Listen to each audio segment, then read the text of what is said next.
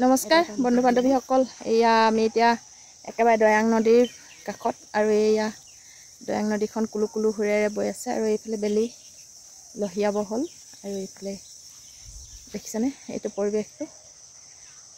এইটো পদুমপথাৰ ঘাটৰ অকণমান আগত আৰু আমি আছোঁ এপাৰে শিঙিমাৰি ফালে আৰু আপোনালোকক দেখুৱালোঁ আমাৰ দয়াং নদী কাষৰীয়া অঞ্চলটো।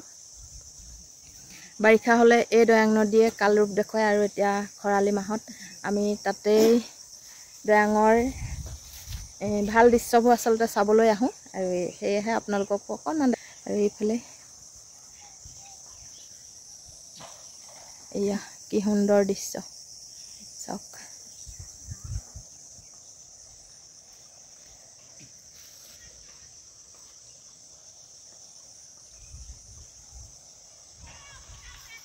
আহিব কেতিয়াবা আমাৰ দয়াং নদী কাষত আপোনালোকে বনভোজ খাবলৈ। আৰু এতিয়া যিহেতু বনভোজৰ দিন হৈছে, সকলোকে নিমন্ত্ৰণ জনালোঁ।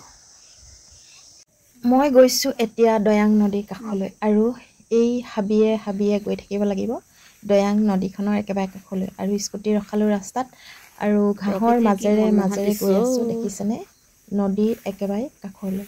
কাৰণ এইবাৰ দয়াং নদী বহুত পানী বাঢ়িছিল আৰু পানী বঢ়াৰ বাবে এইফালে মাটিডোখৰত বালি পেলাই পেলাই মাটি বঢ়াই নিছে, এইফালে বঢ়াইছে আৰু ইফালে খান্দি খান্দি গৈ আছে নদীখন।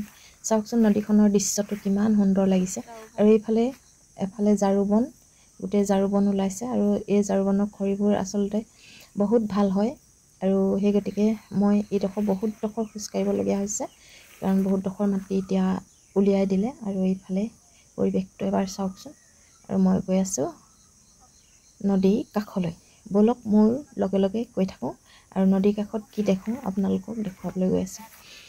আমাৰ এই দয়াং নদীখনৰ পৰা বহু লোক আচলতে উপকৃত হৈছে আৰু কিছুমান লোক এই দয়াং নদীখনৰ পৰা ক্ষতিগ্ৰস্ত হৈছে। কাৰণ বাৰিষা হ'লেই বহুতৰ ঘৰ বাৰী খহাই মাটি বহুত নষ্ট কৰে আৰু খৰালি হ'লে কিছুমান লোকক সেই মাটি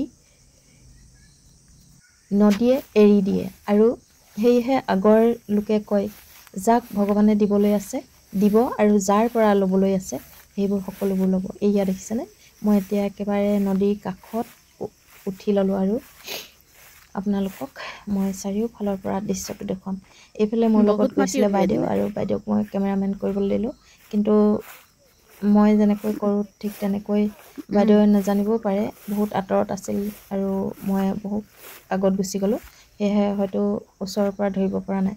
দেখিছে কি সুন্দৰ পৰিৱেশ চাওক। এইখন হৈছে দয়াং নদী, বৰ্তমান পানী শুকাই আছে আৰু এতিয়া ইয়াৰ ওপৰত আছে এখন বাঁহৰ দলং। আমি বাঁহৰ দলঙে ইপাৰৰ পৰা সিপাৰলৈ যাতায়াত কৰোঁ আৰু যেতিয়া নেকি বাৰিষা হ'ব এই দয়াং নদীখন পানীৰে ভৰ্তি হৈ উপচি পৰে আৰু য'ত নেকি এইবাৰ 10-12 দিন নাও একেবাৰে বন্ধ কৰি দিছিল আৰু যাতায়াত ইফালৰ পৰা সিফাললৈকে বন্ধ হৈ গৈছিল কাৰণ বহুত ওপৰলৈকে পানী উঠিছিল।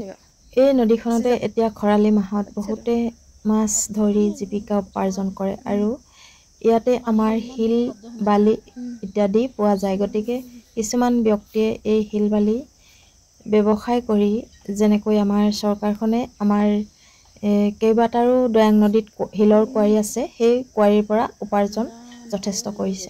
মোৰ ভিডিঅ'বোৰ ভাল লাগিলে লাইক, কমেণ্ট আৰু শ্বেয়াৰ কৰিবলৈ নাপাহৰিব। ধন্যবাদ।